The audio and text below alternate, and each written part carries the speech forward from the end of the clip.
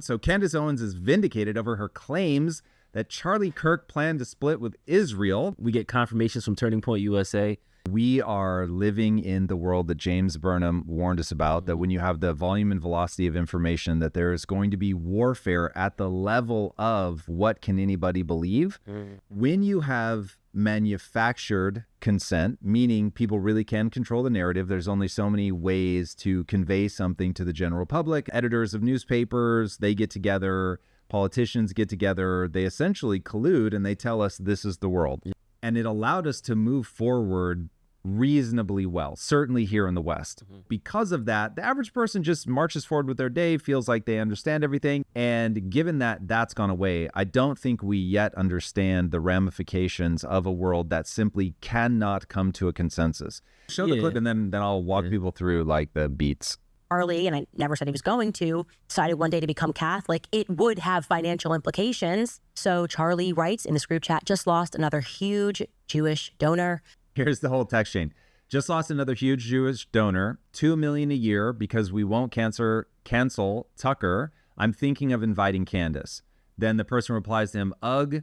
And then Charlie writes, Jewish donors play into all the stereotypes. I cannot and will not be bullied like this. He then continues, leaving me no choice but to leave the pro-Israel cause. And then the other person responds, please don't invite Candace. That might feel good short-term, but it's not good long-term in my opinion.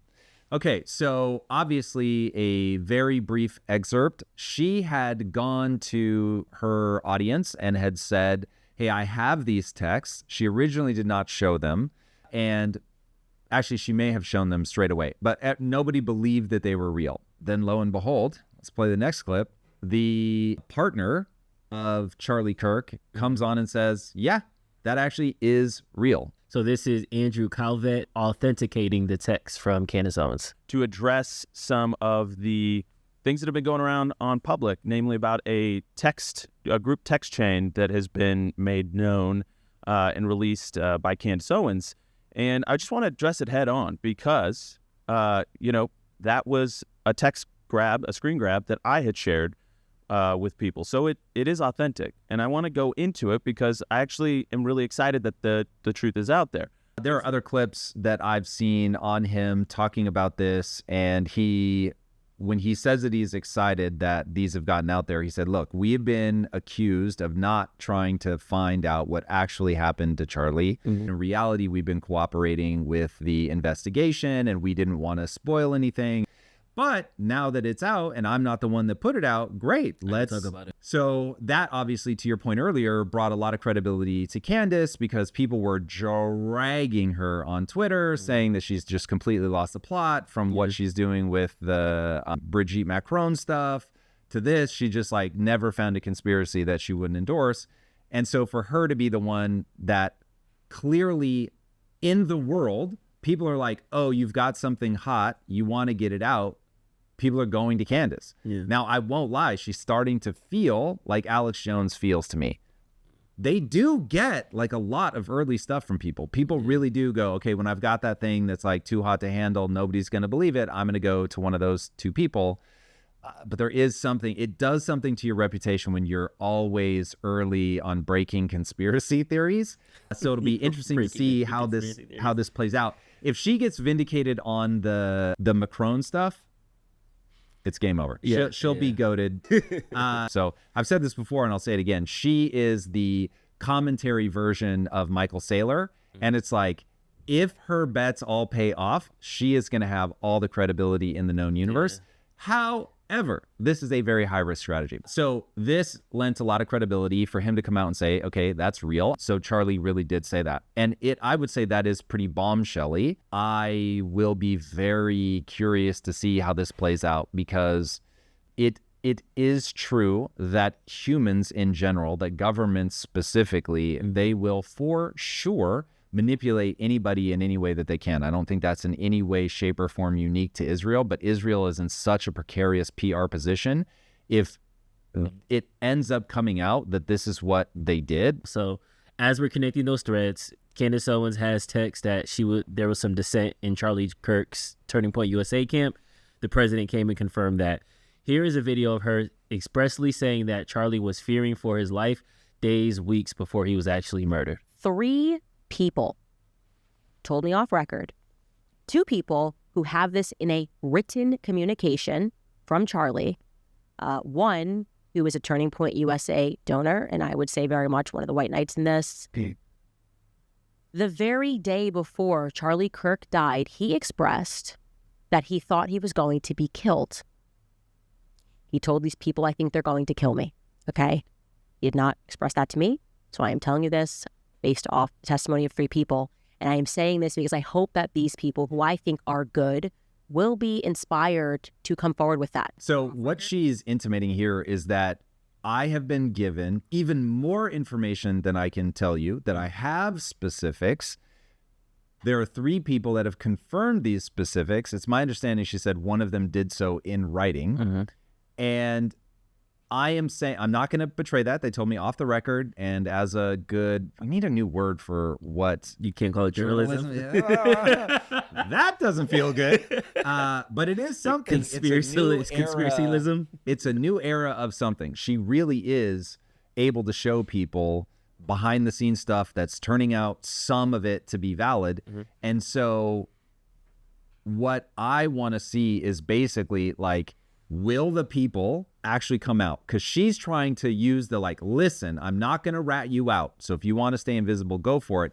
But you know who you are. I know who you are. I want you to do the right thing. I think you're a good person, right? So she's trying to pressure them to come out and say the stuff. But somebody really did kill Charlie. So I can understand why people would be tense. If they think they know who did it and they think it's like government, then they're really going to be slow to be like, yeah, let me say more things.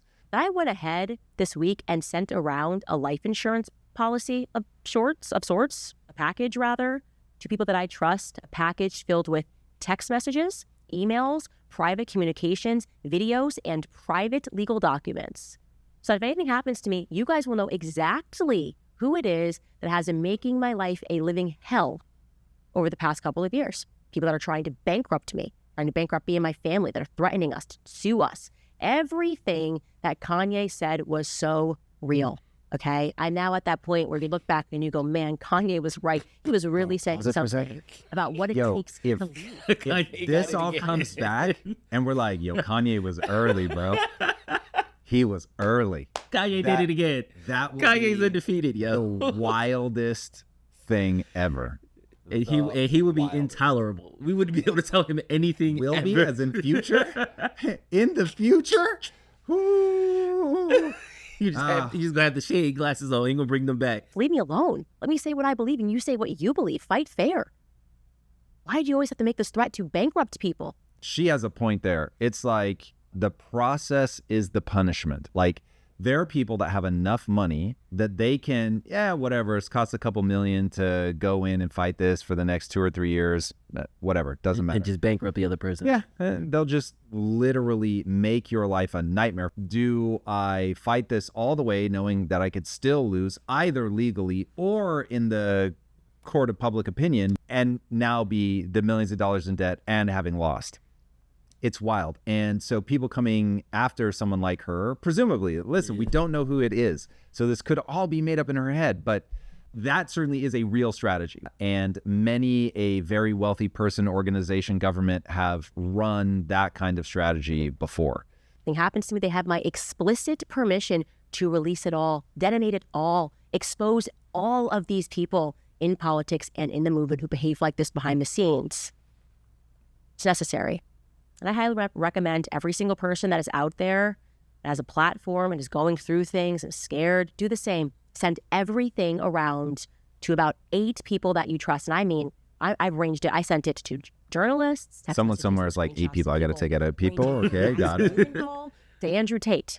They won't know where it's coming from. A year from now, people can play this clip. I'm telling you that when you have the amount of information getting out into the world that we have now, something is going to break. I don't know precisely what that's going to be, but things are going to get wild. Humans need a shared narrative in order to march forward together in lockstep. The need for a shared narrative is part of how we move forward well.